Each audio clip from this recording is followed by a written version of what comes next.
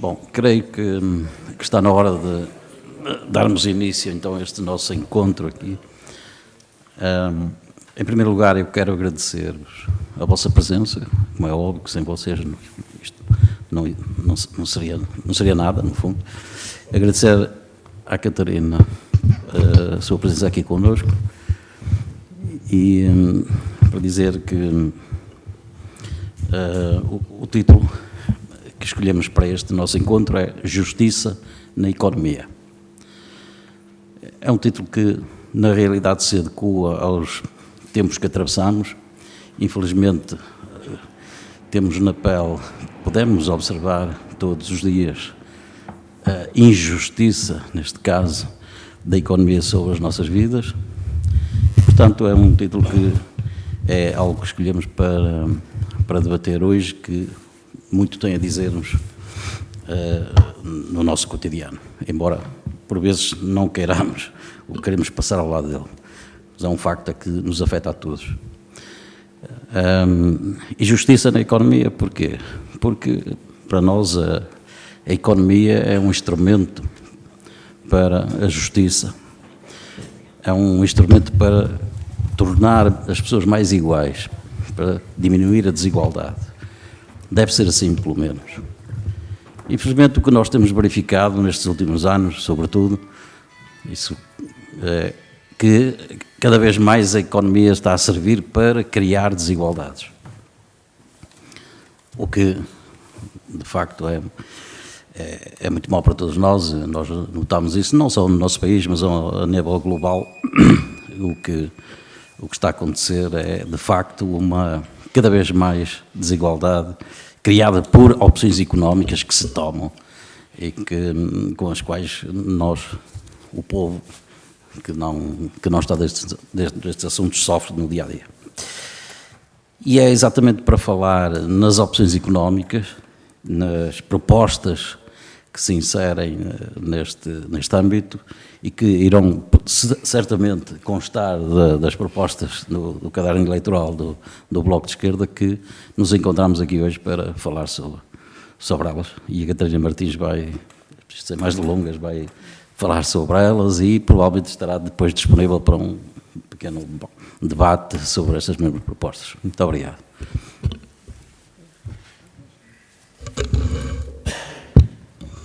Tentar falar de pé e aqui, pode ser, porque o meu 1,5 m não me aconselha ir para ali e eu gosto mais de falar de pé, sinto mais à vontade.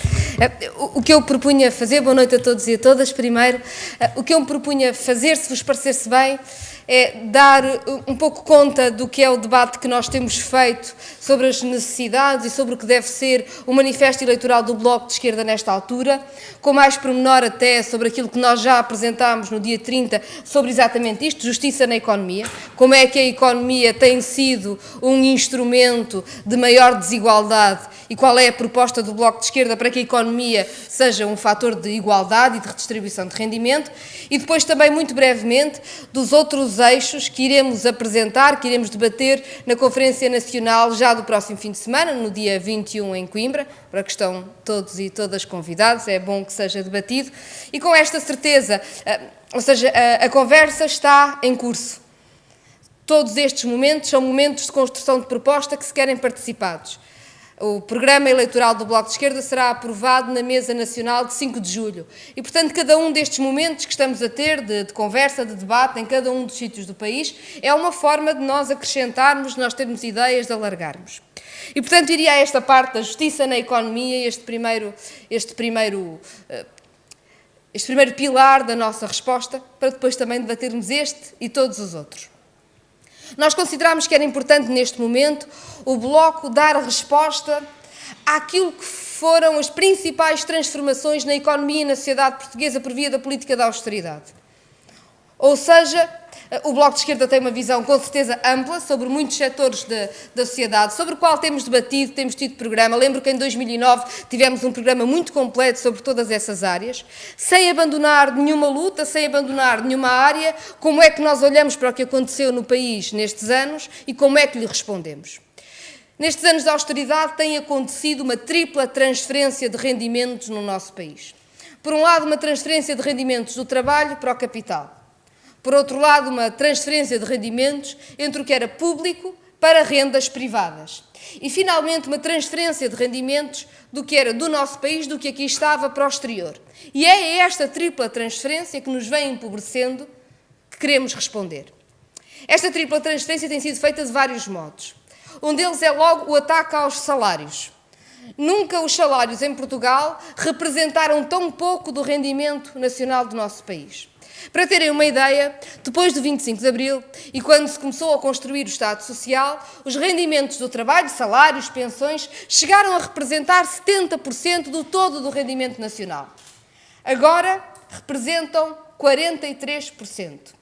Nestes poucos anos baixou de mais ou menos metade do rendimento, os rendimentos de trabalho eram mais ou menos 48, pico, portanto estavam ali a quase 50%, já era pouco, já era desigual, já era injusto e rapidamente vieram para 43%, foi uma queda abrupta. Ou seja, o país está mais pobre, o país produz menos, há recessão, há falências, há muito menos gente empregada, mas para além disso também ficou muito pior distribuído. Ou seja, à medida que o país ia perdendo riqueza, quem vive do trabalho perdeu muito mais do que o capital. É por isso que nós vivemos esta situação absurda de termos 1 em cada 3 crianças em situação de pobreza, ao mesmo tempo que dispararam o número de milionários no país. A austeridade é uma forma de fazer excêntricos, um bocadinho como o Euromilhões, à conta das nossas vidas e da desigualdade que cria. Esta desigualdade, esta transferência foi feita de várias formas. E, portanto, para lá da questão da justiça da economia, uma das questões centrais será o trabalho do nosso programa e já lá irei. Nos anos de austeridade foram destruídos 600 mil postos de trabalho. E o salário é a primeira forma de redistribuir rendimento, ou seja, tanto o desemprego foi a primeira forma de fazer esta transferência de rendimento do trabalho para o capital. Para além disso, os empregos que são criados, e a pergunta que temos de nos fazer é a qualidade de emprego, são precários. Ou seja, os poucos empregos criados não alteraram, não compensaram de forma nenhuma o que foi destruído e, segundo o Banco de Portugal, 9 em cada 10 empregos criados são precários. E destes 9, 6 são estágios financiados pelo Banco de Portugal, financiados pelo Estado, pelo IFP. Ou seja, o dinheiro público está a servir não para fazer investimento que gerasse emprego, não para ter emprego, por exemplo, na saúde, onde falta gente todos os dias, ou na escola, onde falta gente todos os dias. Não, o dinheiro público está a ser utilizado para financiar empresas para contratarem pessoas como estágios, ou seja, de forma precária. E tudo isso tem vindo a fazer estas transferências de rendimento. E ao mesmo tempo que o valor do trabalho descia tanto, porque aumentaram as horas, diminuíram os feriados, bem, tudo o que foi feito, e cortou-se os salários, do ponto de vista fiscal, tudo isto foi agravado. O IRS foi subindo assim, 30% que subiu o IRS, sempre a subir. Subiu o IRS com a sobretaxa, subiu com as alterações nos escalões, foi sempre subindo. Ao mesmo tempo, o IRC foi sempre a descer. E, portanto, hoje, uma empresa altamente lucrativa em Portugal paga menos imposto, tem menos taxa efetiva de imposto do que um trabalhador com um salário de 700 ou 800 euros. E é este o absurdo que nós vivemos. Assim como vivemos o absurdo, por exemplo, do IMI ter subido de tal forma que há pessoas que estão a ser penhoradas pelas finanças na sua habitação porque não conseguem pagar o IMI da habitação e ainda por cima ainda estão a dever a casa ao banco. É este todo o absurdo que vivemos. E enquanto isso acontece, os fundos imobiliários só pagam 50% de IMI e, por exemplo, a Igreja, os partidos políticos ou os colégios privados pagam 0 de IMI. Esta é a realidade que temos. E, portanto, a primeira proposta de justiça na economia do Bloco de Esquerda é uma reforma fiscal que altere radicalmente este estado de coisas. Ou seja, acabar com a sobretaxa, é uma sobretaxa não progressiva, colossal sobre quem trabalha, que retirou tanto poder de compra, voltar a ter os antigos escalões de IRS, porque são mais progressivos. Porque há pessoas que de repente subiram de escalão e ficaram a pagar tão mais de imposto quando o seu salário está mais pequeno, mas, ao fazer isto, voltar ao IRC à taxa que estava, porque o IRC desceu 2 vezes, das 2 vezes nos disseram que o IRC estava a descer para criar emprego e investimento e não veio nenhum investimento novo para Portugal que gerasse emprego, pura e simplesmente puseram os trabalhadores a pagar a borla que estava a ser dada ao capital, não houve nenhum investimento novo. O único investimento que veio para Portugal foi uma nova linha de montagem da Auto Europa, e a Auto Europa já cá está há anos, não tem nada a ver com o IRC, portanto, acabar com essa descida de IRC, voltar a ter, e ter uma série de formas de taxar fortunas que não possam fugir para outro país.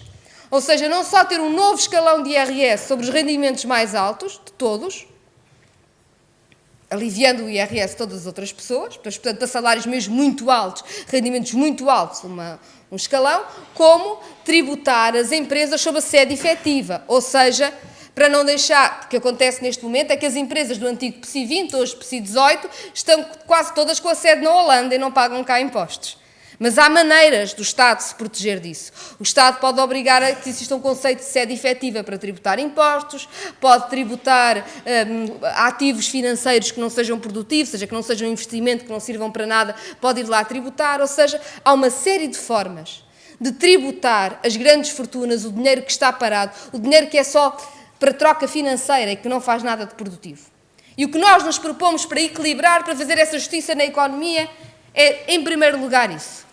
Fazer baixar o IRS para quem vive do seu trabalho e aumentar, fazer quem tem lucros pagar sobre os seus lucros, não deixar fugir e ter aquilo que nós chamamos de imposto sobre as grandes fortunas e que de facto é um conjunto de taxas para não deixar fugir quem mais tem.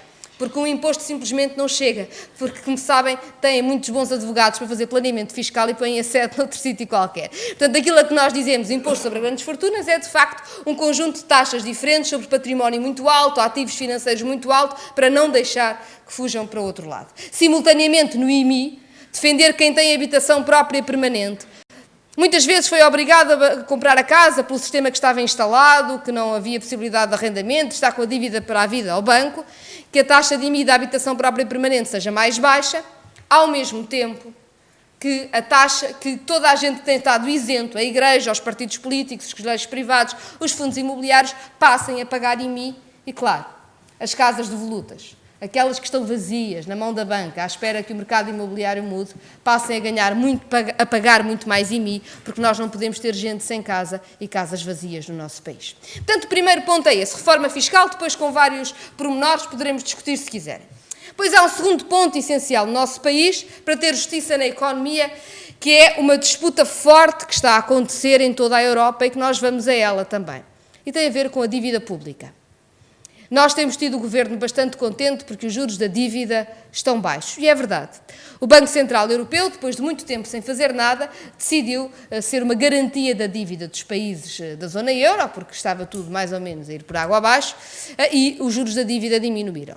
O problema é que o montante da dívida em Portugal é de tal forma alto, e os vários acordos, as várias vendas de dívida que foram feitas ao longo do tempo são tantas, que neste momento Portugal gasta mais em juros da dívida do que em qualquer outra área de intervenção do Estado. Para terem uma ideia, a educação são 6.500 milhões de euros por ano. O Serviço Nacional de Saúde são 8.000 milhões de euros por ano. E a dívida são 8.900 milhões de euros por ano, só em juros. Todo o dinheiro que nós pagamos dos nossos impostos, com a carga fiscal tremenda que temos e que vai direitinho para fora do país em juros da dívida. Não serve para investir, não serve para criar emprego, não dá educação, não dá qualificação à população, não garante saúde pública, não garante qualidade de vida, não. Sai simplesmente do país.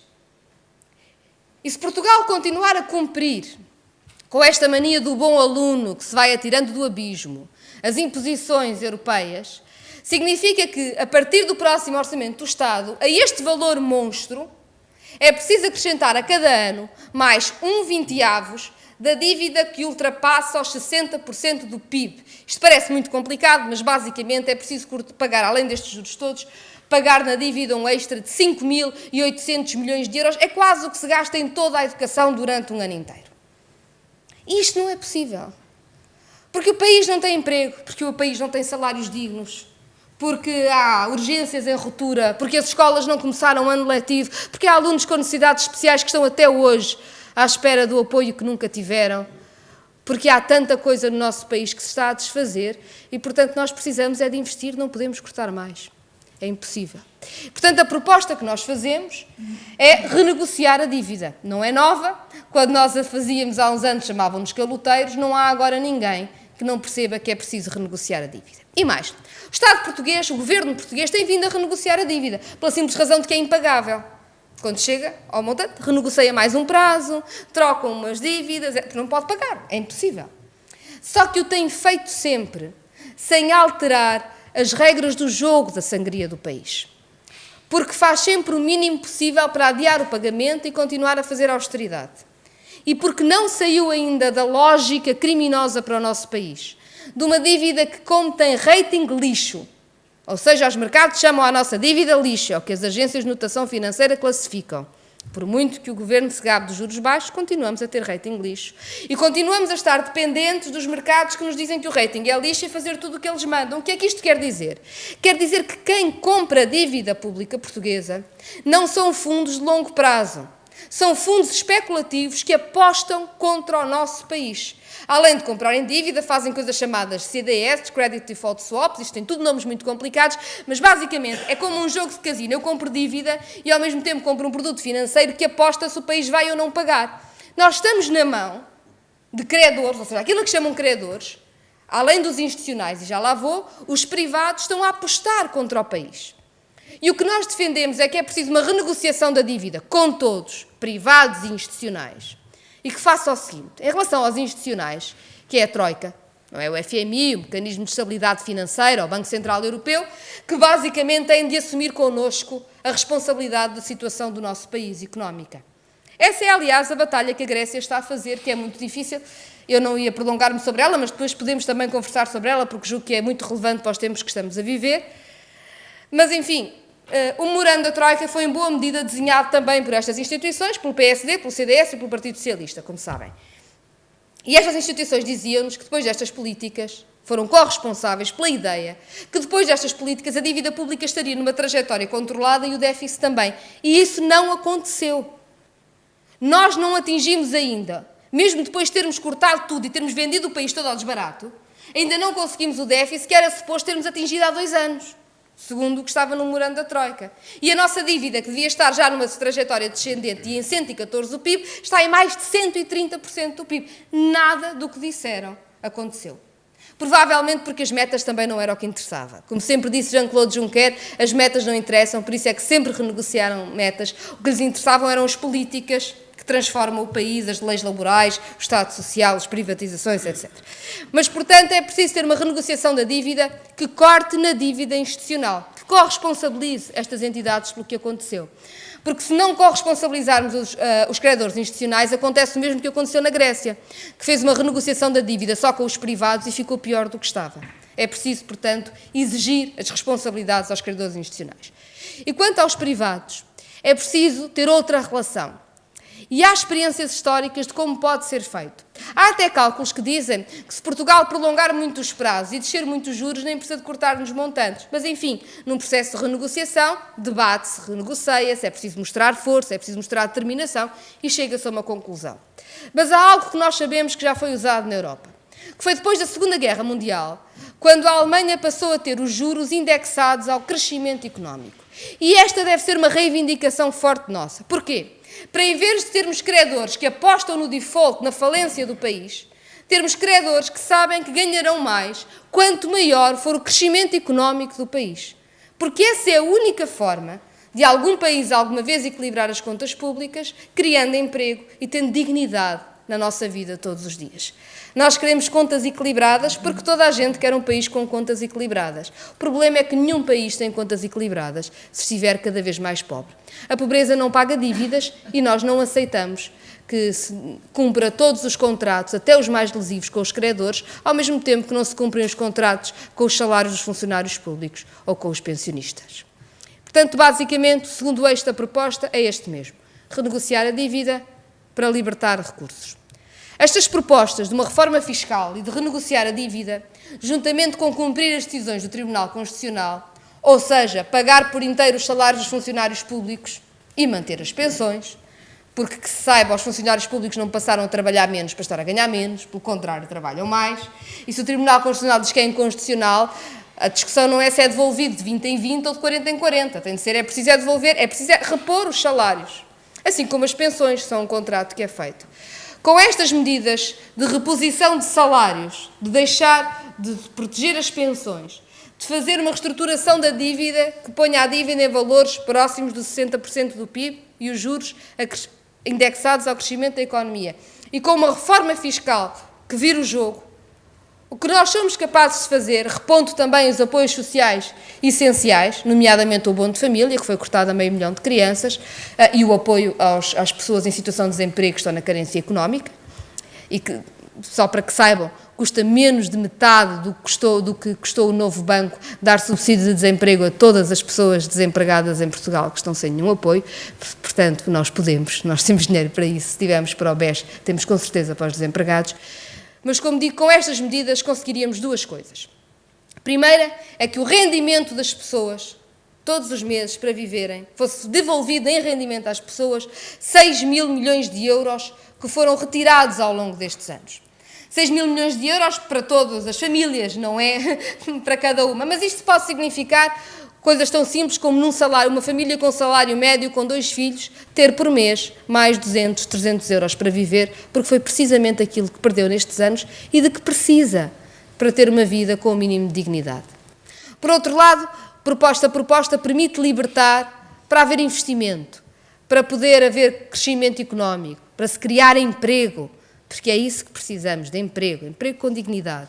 Emprego, porque o salário, o emprego é o essencial, é o que faz a dignidade, é o que faz o Estado Social e é o que faz o crescimento económico, permite libertar para a economia investir mais de 3 mil milhões de euros.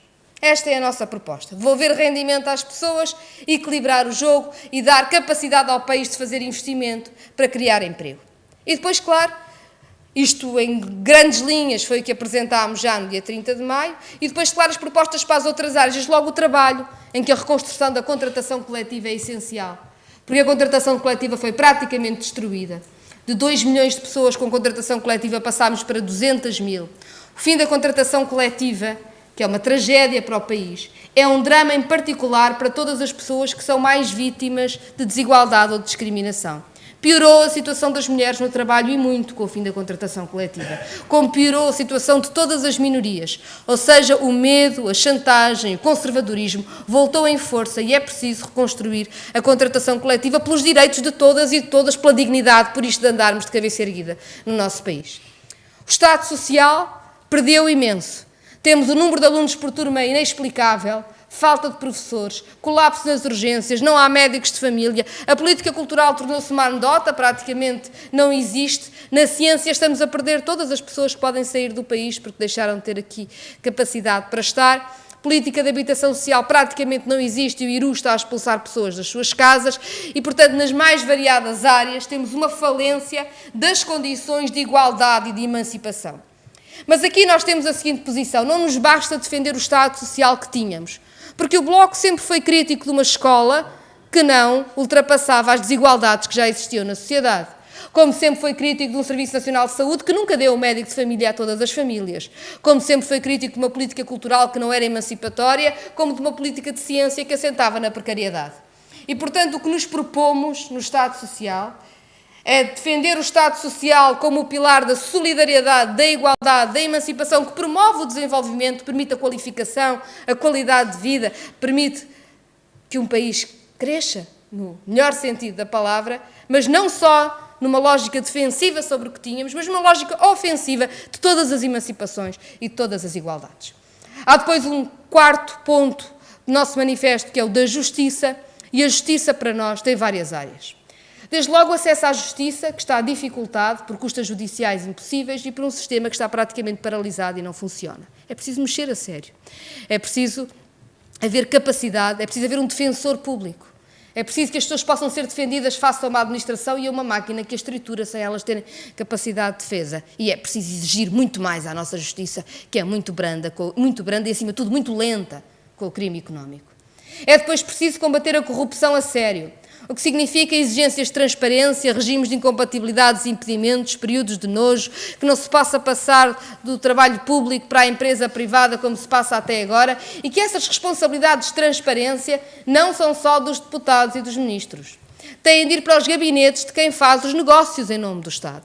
E têm que estar também nas autarquias, porque é aí que também está boa parte do problema. Mas entendamos-nos, sem controlar o poder económico não há combate à corrupção.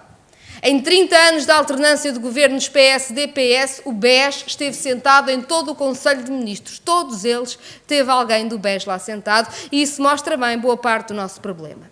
E, portanto, reverter privatizações, reverter PPPs, combater este domínio de grandes grupos económicos sobre decisões estratégicas da nossa vida e obrigar a transparência, conhecer os donos, não deixar que se escondam atrás de offshores, ir saber as cadeias de propriedade todas de quem faz negócios com o Estado ou de quem detém a comunicação social é essencial para combater a corrupção.